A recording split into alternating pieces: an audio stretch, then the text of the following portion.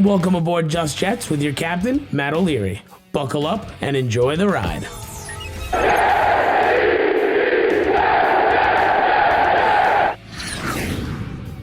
Hello and welcome to Just Jets episode number 98. What is going on? I am Matt O'Leary, going to be hanging out with you. A lot to get into today. Oh my God, was it voicemail freaking overload this week? So, the New York Jets take on the Tampa Bay Buccaneers, and there was a little bit of a questionable ending with how some things went, and it went up to, let's see, how many more? 1, 2, 3, 4, 5, 35 voicemails since the end of the game on Sunday. I went through all of them, so I appreciate everyone for calling in. I'm just going to tell you right now, there's no possible way to get through that many, so I tried to get to as many as I could. We're going to try to go rapid fire, so if you called and I didn't get to it, I'm sorry. I appreciate you for checking in, but before we get into that, we have to remind you, this podcast is brought to you by Manscaped. I'm wearing the shirt today. It's a brand new year, ladies and gentlemen. The holiday season is over. Christmas in the rear view. It's a new year in 2022. Maybe you want to turn over a new leaf and you want to get yourself situated with Manscaped. I would recommend the Lawnmower 4.0 or the Performance Package, which includes the Lawnmower 4.0. It got everything you need in there in order to get yourself situated for what you're trying to do in your manscaping needs. Over 2 million men worldwide trust Manscaped. So head on over to manscaped.com. Use my promo code JETS20. That is JETS20. You can get yourself something nice. Maybe if you don't want the lawnmower, you can get yourself the cologne. I use that. That's in my rotation. I have about 4 colognes that I like to rotate through, and that one is very high up on the list. So, due to the number of call-ins, it's going to be a heavy reaction show. So instead of me going on and doing a rant, because we kind of did that on Monday and Tuesday's video, so instead what I wanted to do today was just kind of do the fan reaction. What do the fans think? Because it's reactions to Zach, the fourth down play, going forward, Braxton Berrios, who was phenomenal last week. And it's been really good for the Jets this season. So we have a lot to get into today. So without further ado, why am I going to make you guys wait? Let's just hop right into it right now. We're going to start things off. We got to scroll back a little bit here, so give me a hot second here. We're going to start with Matt from Staten Island. He had some reaction. We're going to hop right in. This is Matt from Staten Island. I was just calling because I just watched the game and it just ended. I have no idea what happened with that 4th and 2 run, the QB sneak with Zach Wilson. I don't know what kind of play that was, why they called it. And obviously I'm a little upset that they did lose, but at the same time, I guess you could look at it at a good way and say that we have a higher draft pick now that we did lose. But I'm just happy that the Jets put up a good fight against the Buccaneers, and they had a good game. I feel like Zach played pretty good. So that's something, to look at, and another game with no interceptions for Wilson. So that's another upside for the Jets. That's all I have to say. Go Jets. Absolutely. And I mean, we would later find out, and this call was at 4:02. So it was literally on Sunday. So right after the game ended. And we probably at the time didn't know that it was a miscommunication, right? So it was supposed to go to Braxton Berrios on the end of the round. There was an option on the play. Was it selfish? I'm sure we're going to get into more of that. We have a ton of different calls and a ton of different takes on it. And you've had takes from all over. But so I'll take you through where I was. If you haven't seen any of my reactions so far, and this is like the first thing you're seeing, and if you have seen it, it'll be a brief recap. So initially, before the timeout, because the Jets would take a timeout and then go and run that play. So I thought, okay, they're going to go up to the line, try to get them to jump off sides, take the timeout, kick the field goal, go up 7. And I think that's probably where that's what I wanted to do. I was a little worried when they went out to run the play on 4th down. But I do get the aggressiveness. Like you can sell me on it. There's a world where I understand it. Okay, you don't want to give Brady the ball back in regulation and play for overtime. Like you have 4 wins. Like I get all that. And I'm not mad that they went for it. But in the moment, I personally was saying, okay, kick the field goal and go up 7. Anyway. When that was the play, the run up the middle, I said, okay, I don't know why on 4th and 2 that doesn't make any sense. Yeah, it was just strange. And LaFleur was calling a perfect game up until that point. He's been great since, the end of October. Things have been looking really, really good. So I was a little bit taken aback by it because of how good of a game and how good he's, been calling plays for a while now. And then we found out the information. And look, as you said, they hung with the Super Bowl champions, a team that's going to be fighting for a Super Bowl or going to represent the NFC. They hung tough. Give them credit. I'm absolutely going to give them credit. So would I have liked to see them win? Yeah, of course. But I'm not crying over that loss. It's I'm going to look at it as a learning experience for these guys. That's how I choose to look at it. We're going to go Nick in Suffolk. He's got some reaction too. Let's get into it, Nick. Hey, Matt, it's Nick from Suffolk County, New York, and this was one of the most heartbreaking losses I've ever seen in my history as a Jets fan. I mean, I don't know if they were tanking the game. I don't know if they just didn't know what they were doing, because how you don't blitz on, like, crucial third down after crucial third down. I mean, not once did they blitz, Matt, not once. Like, I don't know if you're as mad about that as I am, but, like, your front four has not been getting pressure pretty much the entire game. And on a potential game-winning drive where you need a stop desperately, you don't blitz once? Not once? I mean, oh, my God. And we could talk about that 4th and 2 play call, just completely asinine. Zach Wilson is not Big Ben Roethlisberger. I mean, a QB sneak. Zach Wilson, I mean, yeah, he's a strong athlete, but he's only 6'2", 6'1", 214, whatever he is, but I don't understand that play call. Like, I saw Berrios rolling out. I thought they were going to give it to him. I don't know, man. This sucks. I need therapy right now. Well, have a good one. Sorry. All good, man. I get it. Look, it's heat of the moment. It's reaction. I love it. And again, like, some of this is without having full context. So, for Matt and Nick, I get it. In the moment too, I was frustrated. I was like, why was that the play call? I don't know. Like Nick says, one of the most heartbreaking losses I've seen in Jets history. I can't go there. I personally cannot go there. I can't. Now, to be fair, I don't know how old Nick is. So, like, I don't know.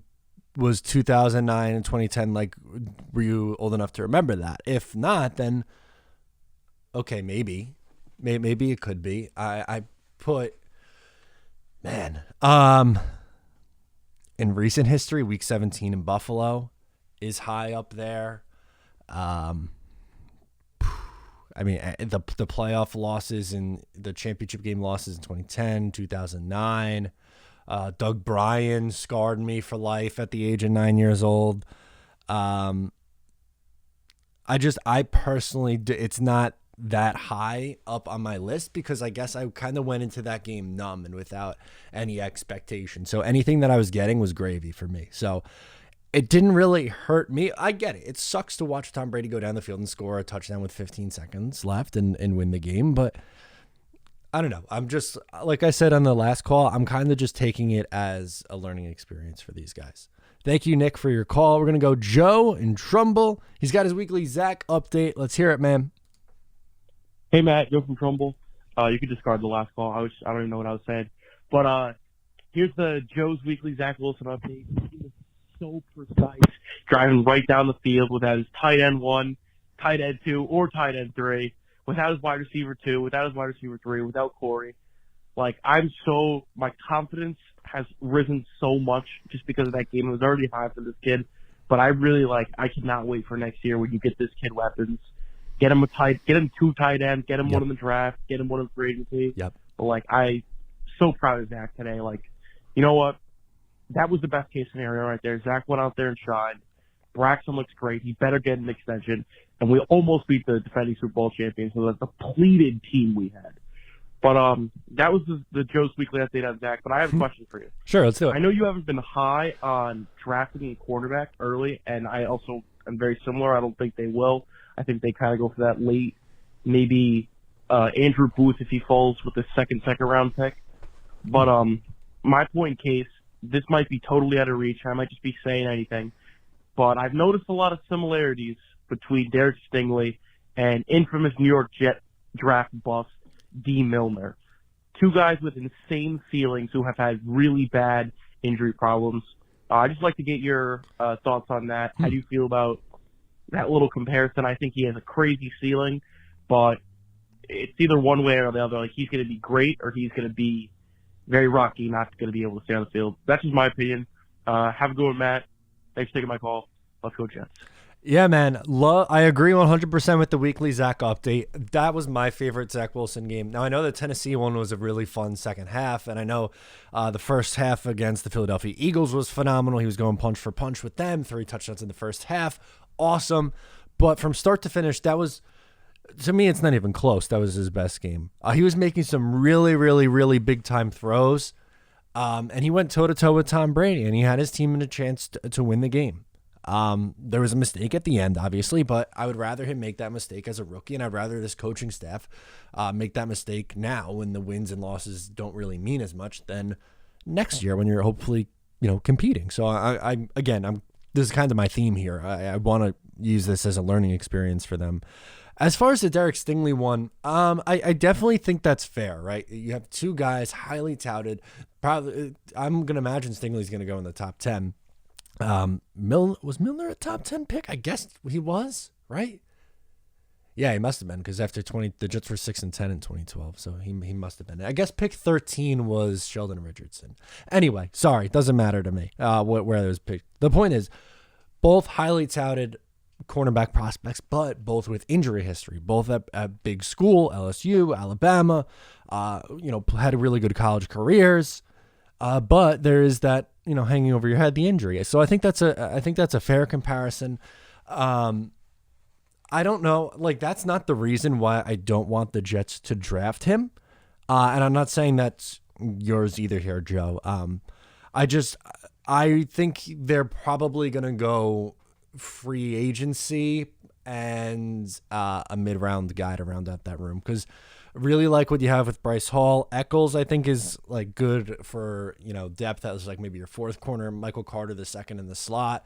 Add someone in free agency, add someone in the middle rounds, and then there you go. And I'd be okay with that when you consider that this team is going to put their assets at more than likely edge rusher and linebacker. So I'm good with that, Joe.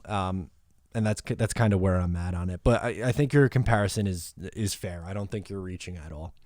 Matt in Burlington is up next. He's got reaction too. Let's do it.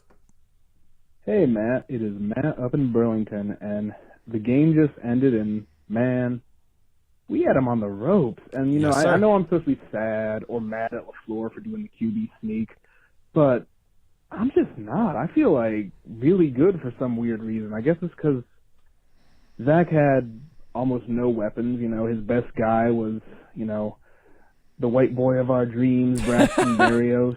Yep. He lost Michael Carter at the start of the game, basically, and they had them on the ropes up until the end of the game. We had them on the ropes so bad that Antonio Brown quit on his own team.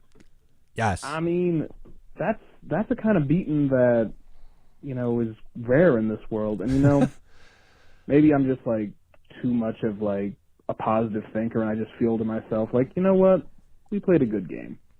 But I don't feel too bad about this. And I think, for the first time, I really feel like Zach Wilson. I like him. I finally, it took all the way to week 16 for me to like him, but I do. So go Jets, and let's hope that maybe, just maybe, we can beat the Bills next week. All right, brother. Peace out.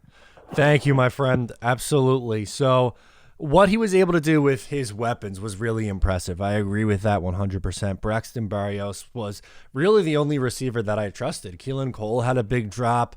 Oh my God. Jeff Smith had another big drop. The only one who I was trusting was, okay, get the ball to Braxton. And when you're down, as you listed, your top three receivers, no Crowder, who's a steady slot presence. We know that he's established. Elijah Moore was coming on really strong.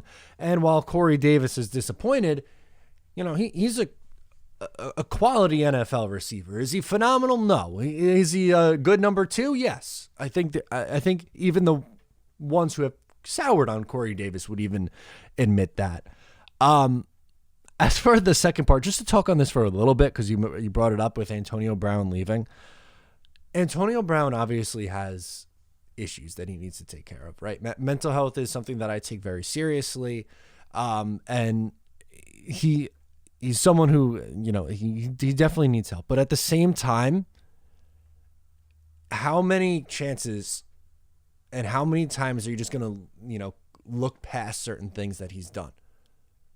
Whether it's the sexual assault allegations, whether it's the false vaccine information, whether it's leaving the field, in the middle of the game, taking your pads off. And this goes back to his time with the Pittsburgh Steelers. And it's kind of another subject. I know I'm all over the map here, but I promise it's going to all tie together. So Mike Tomlin officially clinched in his win on Monday Night Football that his team's not going to have a losing season. He's been in the league for 15 years coaching the Pittsburgh Steelers as the head coach. He has not had a losing season in 15 years. That's impressive. On top of that, he also, in the same locker room, dealt with Ben Roethlisberger, who's not the easiest to deal with, Antonio Brown, and Le'Veon Bell, and kept it pretty sane. They were good teams, and they made the playoffs a couple of times. So, honestly, hat tip to him. Somehow, Mike Tomlin is still an underrated head coach in this league. I don't quite understand it, but he is. But yeah, I hope Antonio Brown does not get signed by another team. I think that would be a mistake. He's gotten, people deserve second chances. He's gotten 4, 5 chances. Tom Brady sticks your neck out for you, and this is the thanks that you give him. It's just not for me. We're going to go Johnny Jets up next, and thank you, Matt, for calling in. Hey, Matt, big fan. Been a fan since 1978. Johnny Love Jets here. Just letting everyone know that I believe the New York Jets put the NFL on alert. They are the real deal. Coach Saleh's doing his thing. Zach Wilson is going to be good. You have to be patient. And a couple key pieces, and I think the Jets are contenders. And within year 3, 4, there are Super Bowl contenders. I really hope so, Johnny Jets, and thank you so much for calling in. Appreciate it, man. I'm thrilled with what we've seen from Zach Wilson. He's really turned it around. He looks a lot more comfortable. And this offseason is going to be huge for Joe Douglas, for this franchise, for Robert Saleh, for everyone involved in this franchise, right? Because you look at where they've been, 2-win team, probably going to be a 4-win team this year. You have to take another significant step forward. You can't be satisfied if you come out and have 5 or 6 wins next year. That's not enough progress. With the amount of cap space that they're going to have and draft capital that you could use either on a specific player in the draft, or you could trade a draft pick for an established player in this league.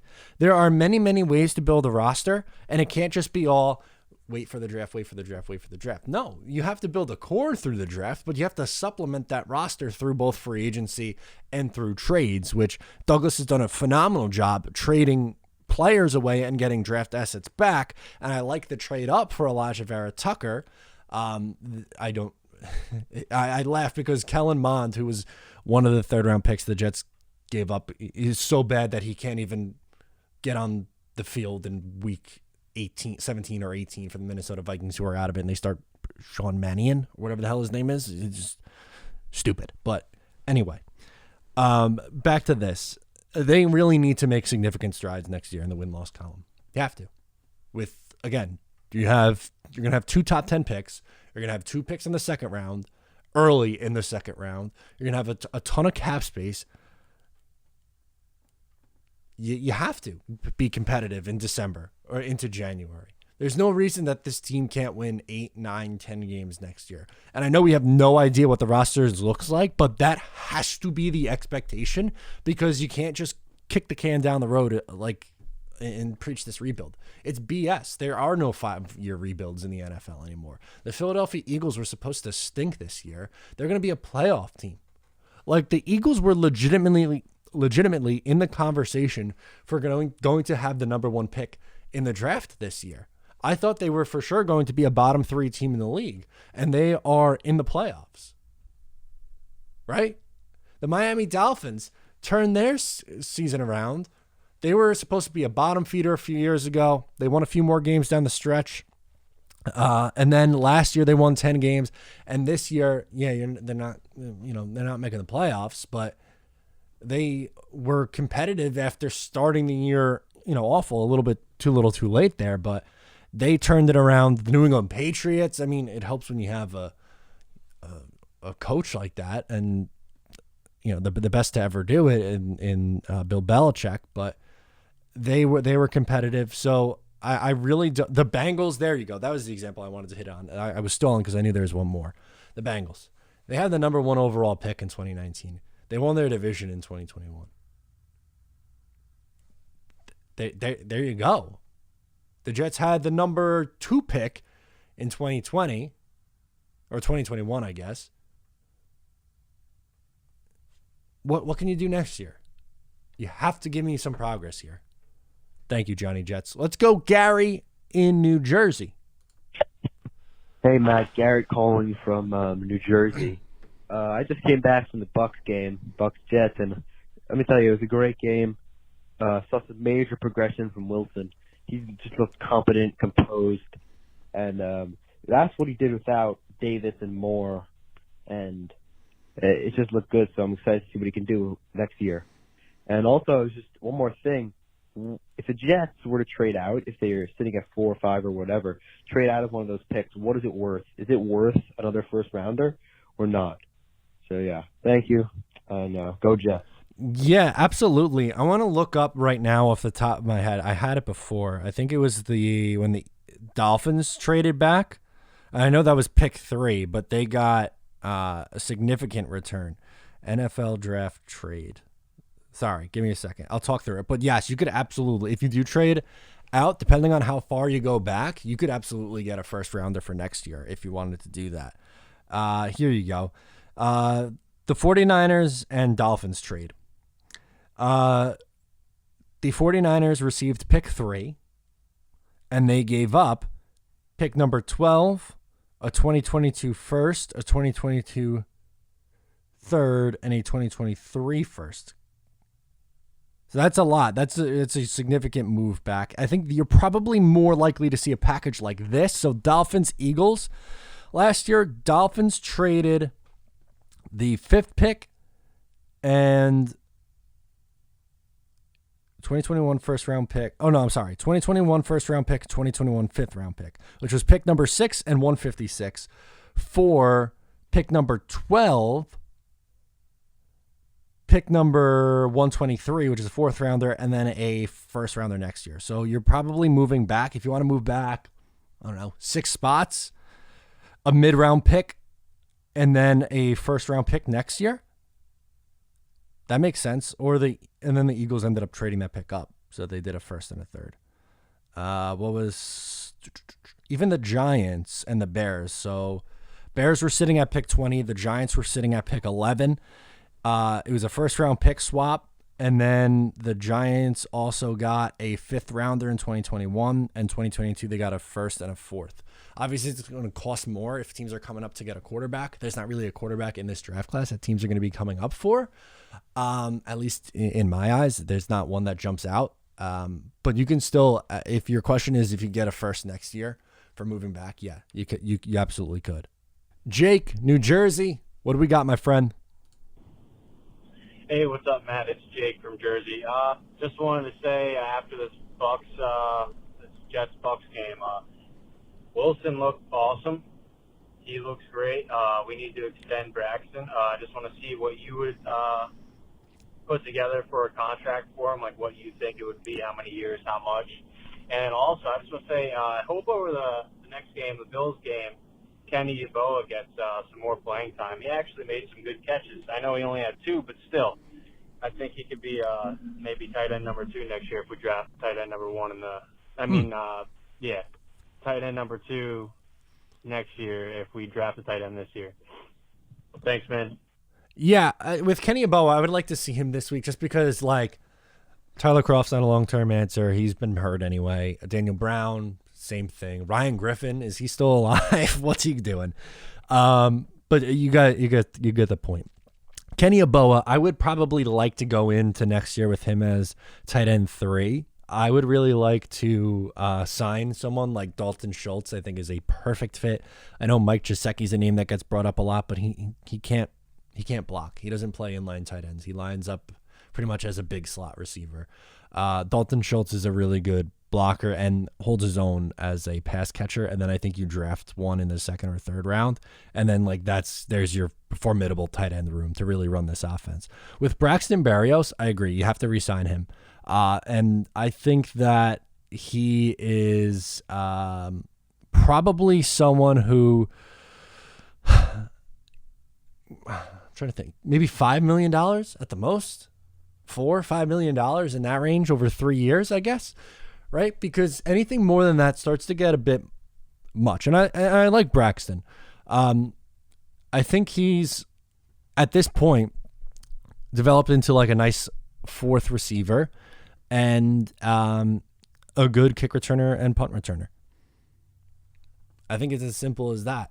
And it depends on how much you value that. I don't think anything more than really, like if you're starting to get up $6 or $7 million a year, do you want to pay that for someone who's probably going to be your 4th receiver? Because if you go into next year with him as your number 3, the reason why I don't want to do that is because then you have 2 receivers as your starters in both him and Elijah Moore, who are under 5'10", a smaller size.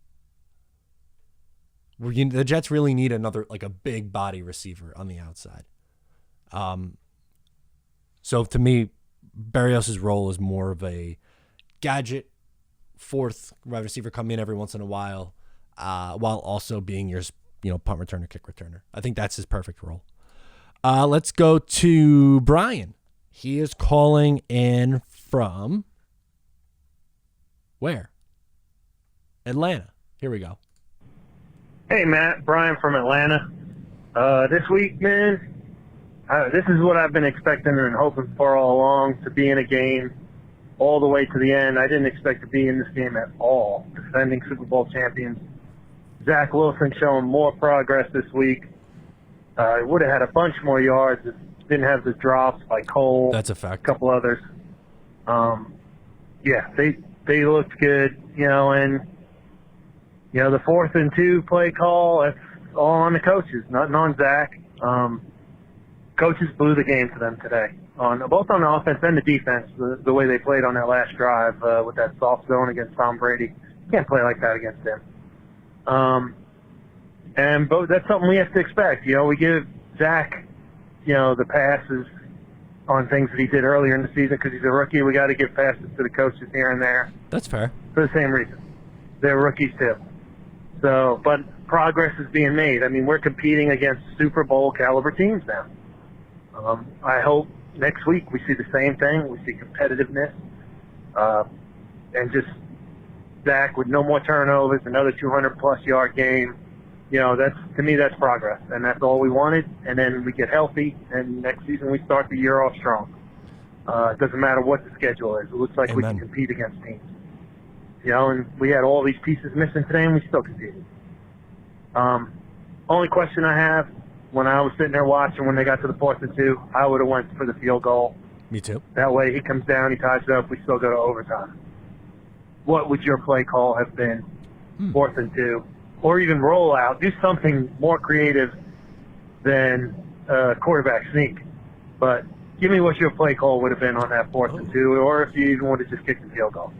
All right, man. Hope you had a good New Year. Hope you're feeling better. Thank you, were buddy. ill there for a little bit. And I'll talk to you next week. All right. Thanks a lot. Thanks for all you do. Appreciate it. Thank you so much. I'm going to say, like I said, I probably would have kicked the field goal. But if I was going to go for it, honestly, I would have let him throw for it. And I would have had him line up in the shotgun and maybe try to do like a little, I don't know, over the middle kind of slant thing to Braxton Berrios, something like that. The right idea to feed Braxton, they were going on the end around there. But I think I would have had Zach throw for it. because if you don't get it, even if you run it and you don't get it, the clock stops because the possession changes. So it's not even like, oh, you're trying to run the clock. You're not really in a situation like that. So I think I would have had him throw for it. That would have been my only critique of it. But I'm kind of with you. My gut was telling me kick the field goal. Let's do Eric in Belgium, man. He's calling in. He's got some reaction too. Let's do it. Hey, what's up, Matt? It's Eric. I'm calling from Belgium.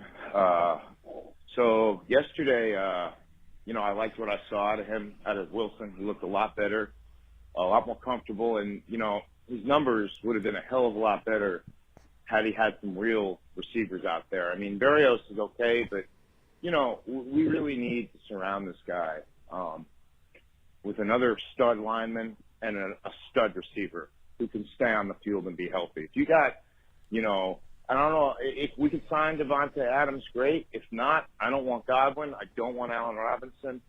I suggest drafting one in the first round and signing a lineman, which leads me to drafting a lineman, which leads me to my question of who could they sign out there this year? Who will be available pass rushing wise and corner wise? I want them to address the defense with free agency and address the offense in the draft. I think we're not going to get a shot at one of those two pass rushers. So I think, it's best we take the lineman and a stud receiver like the kid out of Alabama. I really like the kid out of Arkansas, by the way, a lot. Burks. 6'4", blazing speed. Me too. He seems to have that it factor from what I've seen, and he can play against top-notch competition. So he's not shy. He's, got that alpha male personality. So, I really hope they address lineman and receiver with the first two picks and really put something around him, because I saw yesterday, man, if we had better receivers out there, we would have won that game. I do believe that. And just for the record, I don't think Matt Jones is anything special. I think he's checked down Charlie compared to, the way Herbert or Burrow played. He's not either of those guys. It's the system he's playing in. That's why he's shining. I think our quarterback has 1,000 times better arm than he does. Thank you. Go Jets. Appreciate it, Eric. Let's see. All right. So if that's the plan, right, you want to go offensive line and wide receiver, fine. I mean, you don't have to convince me on that. Like, I'm not going to get mad at trying to make life for your then 23-year-old quarterback, or is he still going to be 22? It doesn't matter. Point being, I'm not going to be upset if you try to make life easy for your young quarterback. Do you want to go see if you can get Chandler Jones here? I know he's old, but the production for edge rushers doesn't necessarily fade as quickly as it does at, like, safety or corner or running back, right? I feel like linemen could last a while, because you've had multiple examples of that. Julius Peppers lasted forever. Oh my God, Justin Houston. I don't know. I was blanking on his name for a second. Jason Taylor lasted for, like, you could have some good years into your mid 30s there. Bring him in a couple years. Emmanuel Ogbah, maybe. As for corner, the dream is J.C. Jackson. I don't know if Bill lets him get to free agency. If he does, give him the bag. Maybe someone like Anthony Averett, something like that. There's a few ways you can go. Man, J.C. Jackson would be fun though. I would love J.C. Jackson. Next up, we have Ride. He wants to get into Braxton Berrios. Hey, Matt. My name is Ride. First time calling in. Long-time viewer and supporter of the channel. Thank you. So, like I said, it's my first time calling, and I think there's a lot of things we could talk about from Sunday's game against Tampa Bay. But for the first time, I'll focus just sort of on the offensive side of things, particularly the receiver room and the offensive line. So let's start with the receiver room, or whatever was left of it on Sunday. So obviously, I think we all saw that Braxton Berrios has a tremendous amount of value as this sort of gadget slot receiver. Yep. And obviously he is going to have free agency coming up. And so I wanted to kind of hear your thoughts about re-signing Braxton. Obviously not trying to pay top dollar, and nor is he that type of guy. but has he kind of made a name for himself here over the last few weeks, being a fringe Pro Bowler on special teams and showing some value as a receiver as well? And then the other thing about the receiver room is, despite the guys that were out there, I mean, as diehards, I think even some of us didn't know who was out there. No Denzel Mims. Little alarming, and wondering if he'll even be on the roster next year or gets a better shot than this. Another thing I wanted to point out about the offense is the offensive line. I think a lot of us, had our memes and jokes about Dan Feeney, but he held his own out there at center, which, showed some position versatility. And the unit, which is banged up as a whole, outside maybe Udoga, held their own. I'm sad to see Michael Carter go down, but he could have had a monster game there. So, I know a lot of our focus in the off season is definitely drafting more premium offensive line help, but I'm definitely impressed with how this unit has performed so far, and makes me think maybe we don't need to go top 10 for offensive line considering the way we're playing. Obviously, can't ever have enough bodies, but let me know your thoughts. Hopefully, I didn't call for too long. Always a fan of the show. Watch every day. Thank you. But yeah, let's go Jets, and take care, Matt. Continue to support. Really means a lot. I appreciate the support. I love being able to do what I do every day. It makes me really happy that you guys like it too and tune in all the time. With Braxton, I agree. You got to bring him back, as we said earlier, maybe around $5 million for three years. Denzel is absolutely shocked. I'm not banging the drum for him to play right now. It's a lost year. It was a lost sophomore year for Denzel. I was high on him after his first. I liked him at Baylor. I liked him in the draft process. I liked him as a rookie. He just forgot to how to play football this year. Baffling, like similar with Chris Herndon. Had a very promising rookie year, and then just absolutely derails after that. Very bizarre. But like next week, I don't think anyone is rationally banging the drums for Denzel. It is what it is. Dan Feeney, pass blocking was pretty good. Run block numbers, not great. But in a pinch, he comes in and plays okay. Again, I didn't want him to start for this team, or I didn't want him to come in for GVR. I don't think that would have been great. So, they still have some work to do on the interior of that offensive line, I think. You bring McGovern back, look for a right guard upgrade in either the free agency or the draft. There you go. Now you're cooking. Get Mackay back. That's what I'm looking forward to, too. Thank you, Ryder. Let's go Dom, Long Island. Dom, what do you got, buddy? Yeah, Matt, Dom from Long Island. I'm calling in again, just called like 2 minutes ago. Just wanted to give a little bit of clarity to what I said before. Don't know if you want to air this call, just to give you the context, whatever.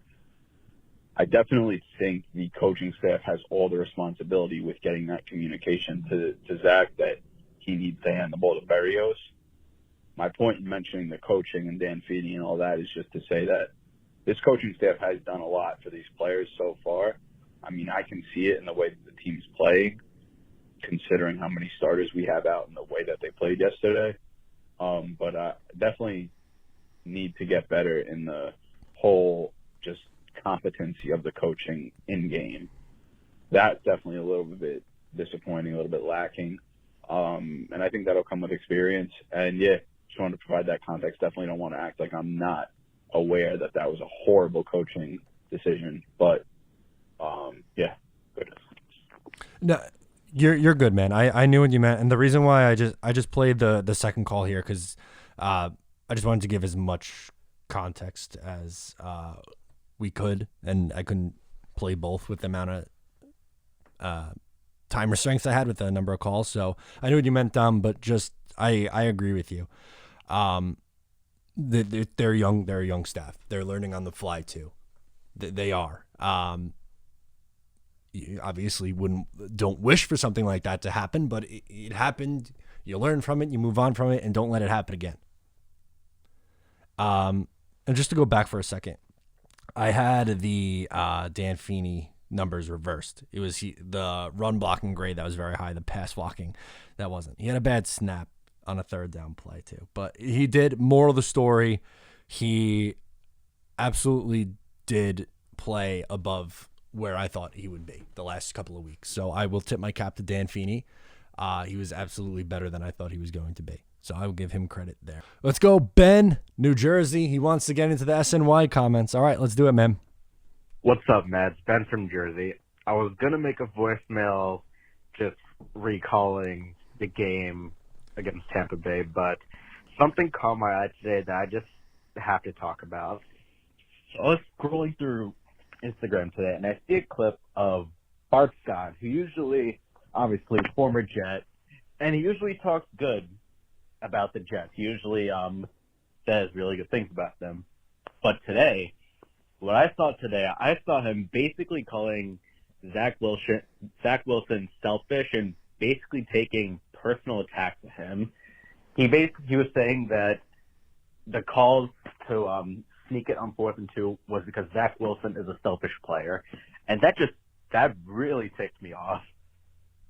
First of all, it's kind of ironic that he says that, considering Bart Scott is someone who used to flip off photographers when he was a player in the locker room, and he used to basically make racist remarks toward Mark Sanchez, usually like involving like Mexican terms such as like nacho and taco when he talked about him.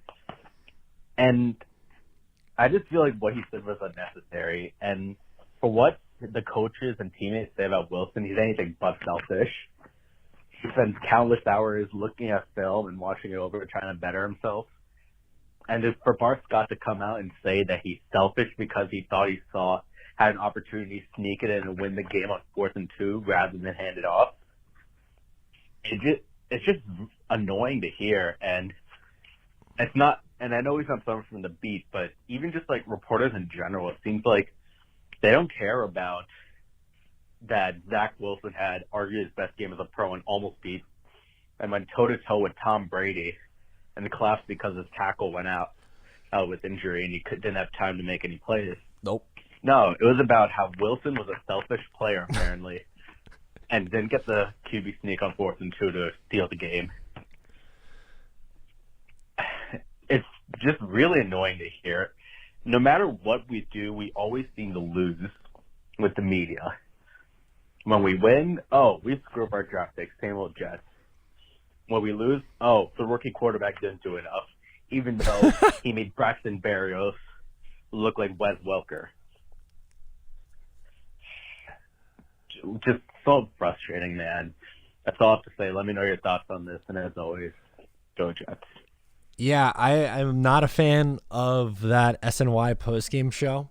I thought they were not like, I was going to say critical, but that's not even fair, because it's completely reasonable to criticize Zach Wilson for what he does on the field. That's on the table. That's fine.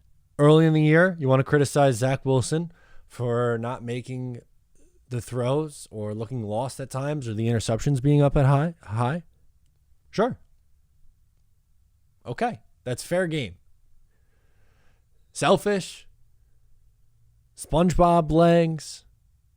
You have to apologize. A me guy. What? That to me tells me, and we go right, I say the same things to callers, to people in the comments. That tells me that you had a preconceived notion about Zach Wilson before the year started or during the draft process. You didn't want the Jets to have Zach Wilson. You either wanted Justin Fields, which is fine, or you wanted to keep Sam Darnold. The most heavy Zach Wilson critics are the ones who were fighting to keep Sam, or the ones who wanted Justin Fields. And like, I get it. Fields is a great quarterback prospect. I would have been happy if the Jets selected Justin Fields. Did I prefer Wilson? Yeah.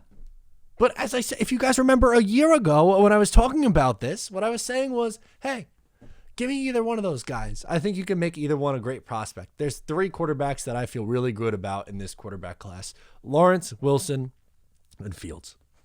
Those are my 3. But those comments on your own network's TV show, like, look, again, I'm not saying that any form of criticism is not on the table, but it was bizarre. It was weird.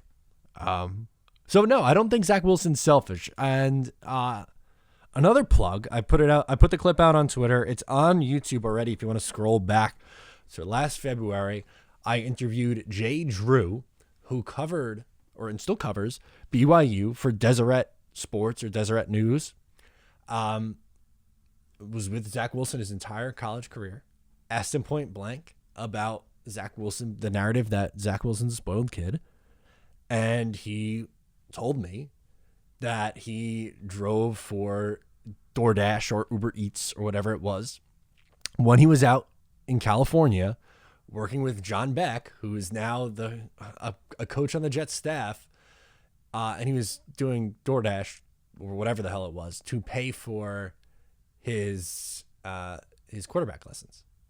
And that he drives a beat up Mazda 6 on campus. And he had this old Jeep that he gave to his brother. Like, I don't know. I don't see it. And the teammates in the locker room don't show it either. So don't know. Where are we at now? James, let's do that. Oh, no, I'm sorry. I missed Eric from Florida. And then we'll get to James. Eric from Florida, let's do draft talk. What's up, Matt? This is Eric from Florida. And I was just going to ask a couple questions about the draft and what you thought about this. One of the big things I was thinking, seeing a lot of the takes and looking for defensive players, I know we have a big need for defense and a lot of different players, but what do you think about the whole building around your quarterback philosophy? I think that, you look at a lot of these other teams and how they build around their quarterbacks and they draft that way too. I was wondering if that's going to be the smarter route for us, maybe go offense with our first 2 first-round picks. But I don't know. I know we kind of need a lot of things right now, but I think that might be the best philosophy and the best strategy for the draft. I don't know. Let me know your thoughts. Do you think we should go offense-heavy or defense-heavy this draft? Thank you so much, and have a good one. Bye. I'm going to take the cop-out answer and say you got to address both sides of the ball. But there's a world where you want to use your first 2 picks on offense. Okay, fine. Then what you have to do is you have to pay a linebacker, pay a corner, and pay a safety, and then supplement your defense with mid-round picks after that. Kind of like what you did in this past draft. You want to draft Neal and Williams? Jameson Williams? Sure. You want to draft Traylon Burks? Sure. Absolutely. Why not? Let's have some fun, I say. You might as well try to have some fun on offense. And, how can you get mad? Again, I'll say it again. How can you get mad? If you want to help out your young quarterback, if Joe Douglas goes that route. You just saw the Cincinnati Bengals have success doing it. And sure, you're going to have to, course correct a little bit and address the offensive line pretty heavy in the draft this year. But you added to an already good receiver room. They already had a good room. And then they said, we'll draft Jamar Chase at the top of the draft. And it worked. It worked. So no, Eric, I'm not opposed to it. But you can't ignore edge. You can't ignore linebacker. You can't ignore corner. And you can't ignore safety. But free agency exists for a reason. Supplement your roster. There's definitely a world where you can do that correctly.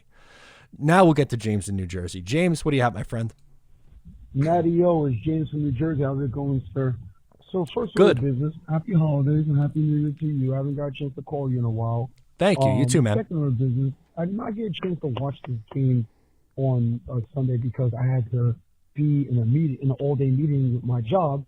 But one of the things that obviously came up to mind, a couple of things. One, Antonio Brown rage quitting against the Jets because he's not right in the head. Of all the teams, he rage quits against the Jets. Anything happens. And then 2, Fortune 2. Now, I'm calling again. This is the second voicemail I'm calling you this week because I kind of answered my question about the SNY media bashing Zach Wilson. I think it is kind of ridiculous. Yeah, Korea won the game. Yeah, I think the severity of the media being I guess the word abrasive as they are, is because we almost had a chance to beat Tom Brady. And everybody knows how New York is not like Tom Brady, especially Fair. the Jets. Totally But fair. be that as it may, I'm still happy looking at the highlights of the game that we performed. Braxton Berrios should be a priority to get re-signed for Zach Wilson as a weapon for next year going into 2022. I think we are looking on the up and coming for next year and hopeful. You know, we could have got easily creamed. I expect us to get blown out just as much as we got blown out by the Patriots for this game because we're going against Super Bowl contenders. But Fair. we held our own. We were in the lead for almost the whole game. You know, it is what it is. Again, I didn't watch the game. It sucks that we lost. But, you know, I think the future is bright for this team and for Zach Wilson, despite of the quote-unquote selfishness. I think it's ridiculous that, you know, that SNY people said what they said. You know, I guess because we could have won the game, but it is what it is. But thank you for listening, man. That's all I got to say. Go Jets, and hopefully have a better 2022. Thank you. Yeah, man, I really hope we have a better 22. Appreciate you calling in, as always, James. And you're right. You hit on a lot of key points. They weren't supposed to be competitive in the game. They were. New York hates Tom Brady. Bart Scott hates Tom Brady. Like, I get it. I get all that. I do. I wanted to win the game. But when you're 4-11, it doesn't matter, man. It doesn't. You could spin it to being a learning curve, which is what I want to do. And you're right, man. You're right. They have to bring back. Braxton Berrios played himself into a part where you have to bring him back. He's got to be a part of this team as a core special teamer and your fourth receiver. He's been too good this year. He's been really, really good for the Jets this year. We're going to close out with Eddie in North Carolina. He wants to close out on Zach, too. Let's do it, my friend. Hey, this is Eddie from North Carolina. I want to talk about the 4th and 2. I was watching your video on how SNY was bashing Zach. Listen, he's 22 years old. In the playbook, what was called on the sideline was an option play. Yep. But I blame this on the coaches 100%. They were in a timeout. They should have made it as clear as crystal to Zach that this is not an option play. 2 yards is too far. We're going to run the jet sweep to Barrios and live and die with that. And that is where the problem lied. They didn't communicate the fact that even though it's called an option in the playbook, this particular time, there is no option. Hand it to Barrios. That's where the problem lied. And I think the guys on SNY bashing Zach are just looking for clickbait. So once again, hashtag boycott the beat. Thanks, Matt. Great content. I love you, Ryan, and Green Bean when you guys are on Tuesdays. I enjoy watching you guys. Have a great time. Go Jets. Love it. That's a perfect way to end off on. Absolutely love it. And you're right. That's a great call, Eddie, by the way. They were in a timeout. You're right. No one's talking about that. They were in a timeout, man. Just say, hey, we're going to run the end around to Barrios and pick this thing up. Okay. You know Wilson went to the sideline. Yeah, that's a great call, Eddie. And you're right, man. Hashtag boycott the beat. And technically SNY isn't the beat, but with the amount of independent creators out there, and I appreciate you tuning into the stream. I record this show and edit I record the show on Tuesday and then edit Wednesday morning and upload on Wednesday.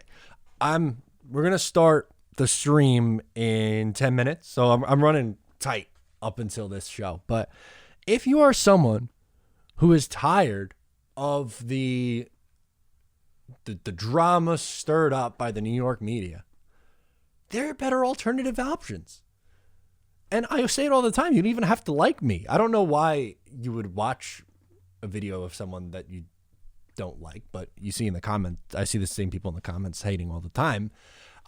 So there are, but I'm not even saying for me. Green Bean, Ryan, go right down the line. I don't want to leave people out. So I won't even go and list off people. You know, the YouTube community, the podcast community, on Twitter, the websites, independent. That's the way to go.